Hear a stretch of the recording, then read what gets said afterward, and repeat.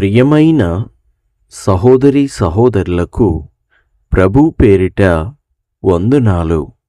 మీకు మీ కుటుంబానికి యేసుక్రీస్తు యొద్ద నుండి దీవెనలు ఆశీర్వాదములు మెండుగా కలుగునుగాక. ఈరోజు యేసుక్రీస్తు యొద్ద నుండి మీకు బంగారు మాట, దేవుని వాగ్దానము. రోమీలకు రాసిన పత్రిక 8వ అధ్యాయము 35వ వచనము. క్రీస్తు ప్రేమ నుండి మనలను ఎడబాపువాడెవడు? శ్రమయైనను, బాధయైనను, హింసయైనను, కరువైనను, వస్త్రహీనతయైనను, ఉపద్రవమైనను, ఖడ్గమైనను మనలను ఎడబాపునా? దేవునికి మహిమ కలుగునుగాక. అవును దేవుని ప్రియబిడ్డలారా, క్రీస్తు ప్రేమ ఎంతో ఉన్నతమైనది. క్రీస్తు ప్రేమ అమూల్యమైనది. ఎక్కడా ఎన్నడూ కననిది విననిది ప్రభువైన యేసుక్రీస్తు యొక్క ప్రేమ.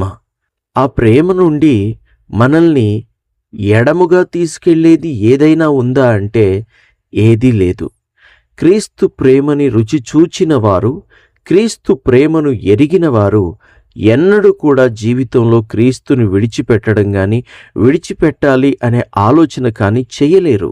ఎందుకు అనంటే క్రీస్తు ప్రేమ అలాంటిది. ఈ లోకంలో ప్రభువైన యేసుక్రీస్తు మనిషిని ప్రేమించినంతగా ఎవరూ ప్రేమించలేదు. ఎంతగా ప్రేమించాడు ప్రభువు అంటే, కలువరి శిలువలో తనను తాను బలియాగముగా అర్పించుకొనునంతగా ప్రభువైన యేసుక్రీస్తు మనలను ప్రేమించాడు. ఆయన ప్రేమకు ఎల్లలు లేవు, కొలతలు లేవు, హద్దులు లేవు. ఆయన ప్రేమ నుండి మనల్ని ఎడబాపువాడు ఎవడు? ప్రియ దేవుని బిడ్డ, డబ్బుని చూస్తున్నావా? ధనమును చూస్తున్నావా? ఘనమును చూస్తున్నావా? పేరును చూస్తున్నావా? ప్రఖ్యాతి కొరకు ప్రయాసపడుతున్నావా? ప్రియ దేవుని బిడ్డ, క్రీస్తు లేనివి ధనమున్నా, ఘనమున్నా, పేరున్నా, ప్రఖ్యాత ఉన్నా ఉపయోగమేమి?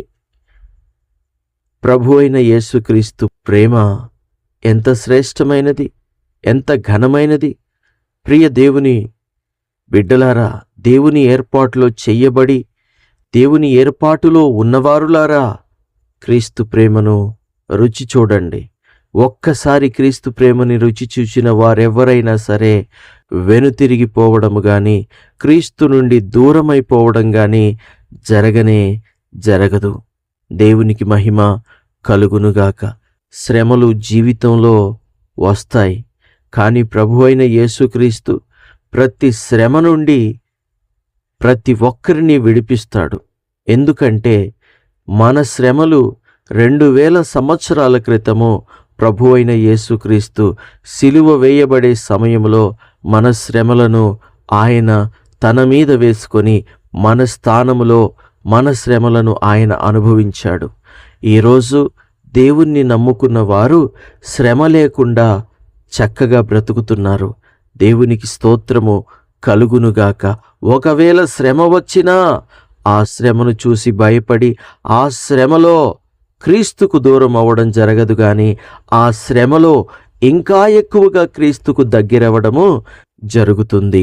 శ్రమలు రావడము దేవుని చిత్తమైతే దాన్ని ఒక దేవుని నమ్ముకున్న బిడ్డ జీవితంలోనికి దేవుడు దానిని రానివ్వడానికి ఆజ్ఞ ఇస్తాడు, ఆయన అనుమతిస్తాడు.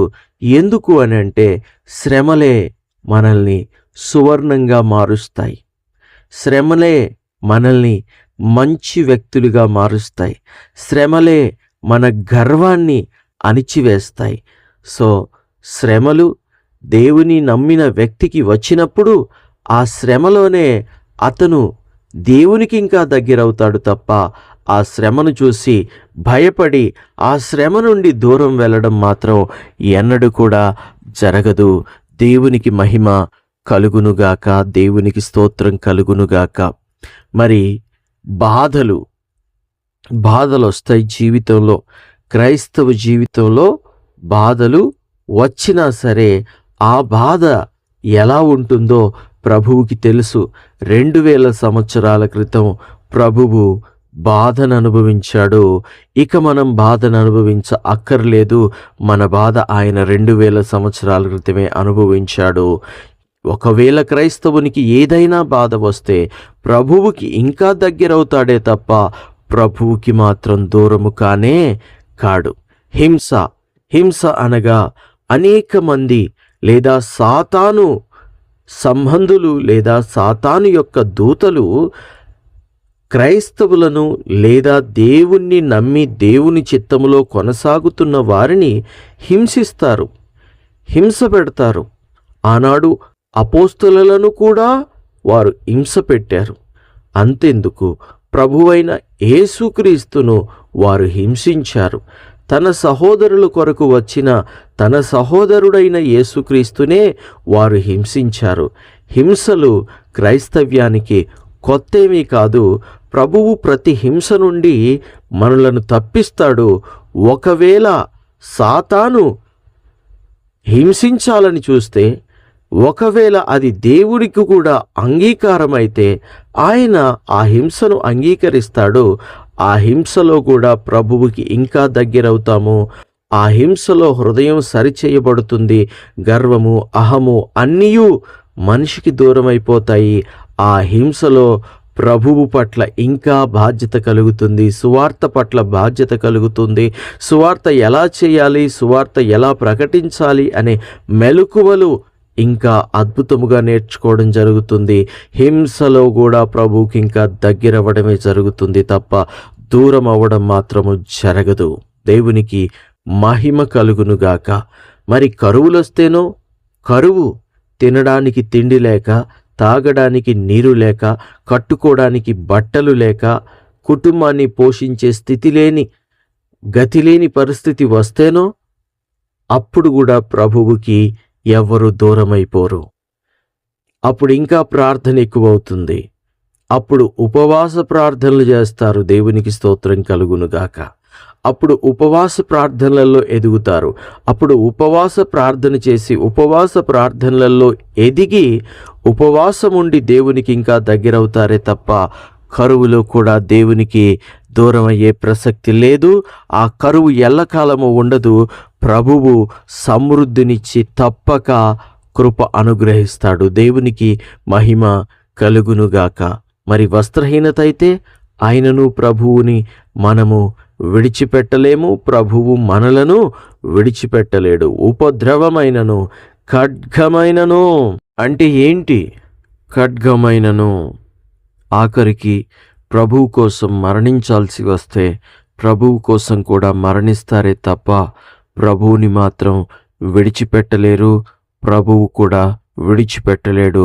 ఆయన మనకంటే ముందుగా మన కోసం మరణించిన దేవుడే తప్ప ఆయన ప్రాణాన్ని దాచుకున్నవాడు కాదు. ఆయన మన కోసం ఇవ్వంది మనమేది క్రొత్తగా ఆయనకిస్తున్నది కాదు. ఆనాడు ప్రభువైన యేసుక్రీస్తు కూడా ఖడ్గమో అనగా మరణమయ్యాడు. సిలువలో మరణమయ్యాడు. అపోస్తులు మరణమయ్యారు. ఆ తర్వాత అనేక మంది మిషనరీసు, అనేక మంది సేవకులు, అనేక మంది క్రీస్తుని ప్రేమించిన వారందరూ కూడా ప్రభువు కోసము హతసాక్షులయ్యారు. ప్రభువు యొక్క కృపకు పాత్రులయ్యారు. రేపు పరలోక పట్టణములో ప్రథములవుతారు. దేవునికి మహిమ కలుగునుగాక. ప్రార్థన. మహాపరిశుద్ధుడా, ప్రేమగల తండ్రి, కృపగల తండ్రి, నీ ఆత్మ ఎంత గొప్ప కార్యాలు చేస్తుంది ప్రభువా. నీ ప్రేమ నుండి మమ్ములను ఎడబాపువాడు ఎవరు తండ్రి? నీ ప్రేమ ఎంత గొప్పది, నీ ప్రేమ ఎంత విలువైనది, నీ ప్రేమ అమూల్యమైనది తండ్రి. అది శ్రమ నుండియే గాని, బాధ నుండియే గాని, హింస నుండియే గాని, కరువు నుండియే గాని, వస్త్రహీనత నుండియే గాని, ఉపద్రవము నుండియే గాని, ఖడ్గము నుండియే గాని అయ్యా మమ్మల్ని తప్పిస్తుందే తప్ప మమ్ములను నీ ప్రేమ ఎడబాయదు. మా నుండి మీ ప్రేమ, మీ నుండి మా ప్రేమ ఎన్నటికీ విడిపోయేది కాదు, ఎడబాసేది కాదు. తండ్రి, మీరు చూపించిన మీ మొట్టమొదటి ప్రేమ అంత గొప్పది తండ్రి. ఎప్పటికీ శాశ్వతమైన ప్రేమ నీదే గనుక బ్రతికున్నంత కాలము, జీవితం ఉన్నంత కాలము అయా తుది శ్వాస వరకు నీ ప్రేమలోనే కొనసాగే కృపను, ధన్యతను ఈ వాక్యం వింటున్న ప్రతి ఒక్కరికి అనుగ్రహించుమని మా తండ్రి, మా రక్షకుడు, మా ప్రభువైన యేసుక్రీస్తు శ్రేష్టమైన దివ్యమైన నామములో అడిగి వేడుకొనుచున్నాము తండ్రి. Amen, amen, amen.